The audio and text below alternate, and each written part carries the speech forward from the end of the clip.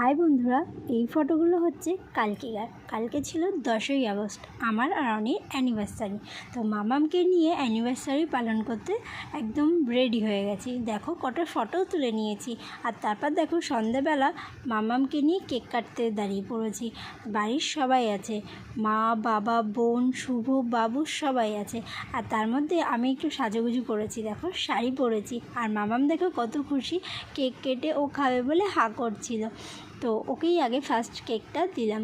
আর এই আমাদের অ্যানিভার্সারিতে কটা বছর আমরা কাটালাম জানো তোমরা? 9টা বছর কাটিয়ে আমরা 10 বছরে পা দিয়ে দিয়েছি। তো দেখো এর মধ্যে কিন্তু তোমরা ভাবছো কি শুধুই ভালোবাসা আছে, তা কিন্তু না। ঝগড়াঝাটি, রাগ, অভিমান সব কিছুই আছে আমাদের মধ্যে।